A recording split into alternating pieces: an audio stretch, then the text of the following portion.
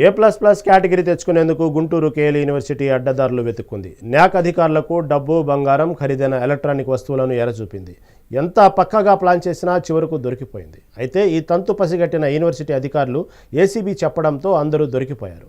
University chairman కోనేరు సత్యనారాయణ ముందస్తు bail తీసుకుంటే vice ప్రెసిడెంట్తో పాటు 10 మందిపై ఏసీబీ కేసులు నమోదు చేసింది.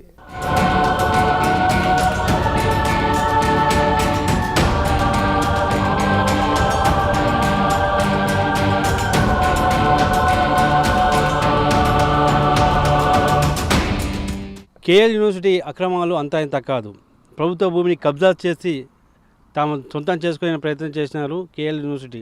ఇప్పుడు మనం వాళ్ళు కబ్జా చేసినటువంటి ప్రాంతంలో ఉన్నాము. వాళ్ళు కబ్జా చేసినటువంటి ప్రాంతాన్ని మొత్తం ఒక 5 ఎకరాల ల్యాండ్ని వాళ్ళు కబ్జా చేసుకోవడం జరిగింది. ఈ కబ్జా చేసుకోవడం కూడా పకడ్బందీగా జరిగింది. ఇక పకడ్బందీలో పూర్తిగా మనం చూడొచ్చు. ఏదైతే రాళ్లతో, గ్రానైట్ రాళ్లతో చుట్టూ కాంపౌండ్ వాళ్ళు నిర్మించుకుని పూర్తిస్థాయిలో కబ్జా చేసుకునే ప్రయత్నం చేసినారు. అంటే దీనికి అధికారులు సైతం కూడా వారికి వత్తాసు పలకడం జరిగింది. స్థానికంగా ఉన్నటువంటి కుత్బుల్లాపూర్ ఎంఆర్ఓ పూర్తిస్థాయిలో సహకరించినట్టుగా మనకు తెలుస్తోంది.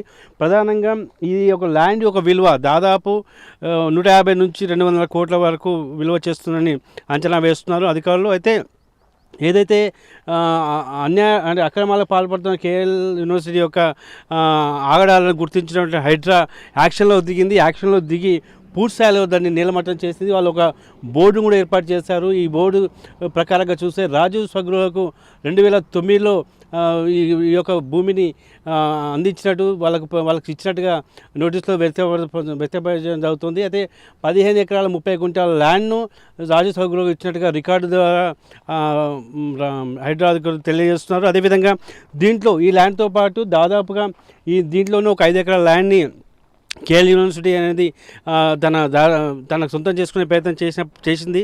దీన్ని హైదరాబాద్ అధికారులు పూర్తిస్థాయిలో వాళ్ళు నీలమట్టం చేయడం జరిగింది. అయితే మొత్తం మీద చూసుకుంటే కనుక కేఎల్ యూనివర్సిటీ చేస్తున్నట్టు ఆగడాలు అంతా ఇంత కావు. అటు విద్యార్థులను వేధించడంతో పాటు విద్యార్థుల వద్ద అధిక మొత్తంలో ఫీజు వసూలు చేస్తున్నటువంటి ఆరోపణలు కూడా బాగా వినిపిస్తున్నాయి. అదే అటానమీ యూనివర్సిటీ పేరు మీద వాళ్ళు చేస్తున్నటువంటి ఏదైతే ఆగడాలు ఉన్నాయో అన్నిటి కూడా ఇప్పటికే అనేకమైనటువంటి విచారణలను ఎదుర్కొంటుంది కేఎల్ యూనివర్సిటీ. అదేవిధంగా ఏదైతే న్యాక్ అక్రెడిటేషన్కి సంబంధించి అధికారులకు డబ్బులను కట్టబెడుతూ రెడ్ హ్యాండ్గా దొరికిపోయినటువంటి కేసులో కూడా విచారణ ఎదుర్కొంటుంది సిబిఐ విచారణ. ఇప్పుడు కేఎల్ యూనివర్సిటీ విచారణ ఎదుర్కొన్న పరిస్థితి మనకు తెలుస్తుంది. మొత్తం మీద ఒక యూనివర్సిటీ పేరుతో ఉన్నతమైన విద్యార్థులను, అత్యుత్తమైనటువంటి విద్యార్థులను తయారు చేయాల్సినటువంటి కేఎల్ యూనివర్సిటీ అది ఆగడాలకు పాల్పడుతుంది. అది విద్యార్థులకు మంచి విషయాలను బోధించాల్సినటువంటి ఏదైతే యూనివర్సిటీ ఉంటుందో ఆ యూనివర్సిటీ ఆ హద్దులు మీరి తన కబ్జాను ప్రభుత్వ భూమిని కబ్జా చేయడమే కాదు, స్థానికంగా ఉన్నటువంటి వాళ్ళందరినీ కూడా కొంత ఎవరైతే ఈ ల్యాండ్ గతంలో ఉన్నటువంటి బాధితులను కూడా వాళ్ళని పూర్తిగా ఇబ్బందులు పాలు చేసినట్టుగా కూడా మనకు సమాచారం అందుతుంది. మొత్తం మీద చూసుకుంటే కనుక ఈ ల్యాండ్ విలువ దాదాపు 150 నుంచి 200 కోట్ల వరకు ఉంటుందనేటువంటి అధికారులు అంచనా వేస్తున్నారు.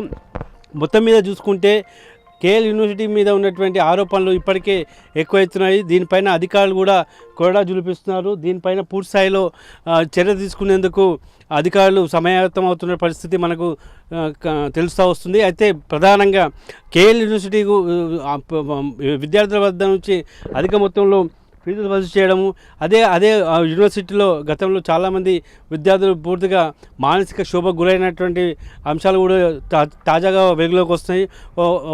కొంతమంది విద్యార్థులు కూడా యత్నానికి ప్రయత్నించినట్టుగా కొంత సమాచారం అంతా ఉంది. మొత్తం మీద చూసుకుంటే ఈ యొక్క కేఎల్ యూనివర్సిటీ చేస్తున్నటువంటి ఆగడాలకు ఖచ్చితంగా అడ్డుకట్ట వేయాల్సిన అవసరం ఉందని అందరూ భావిస్తున్నారు.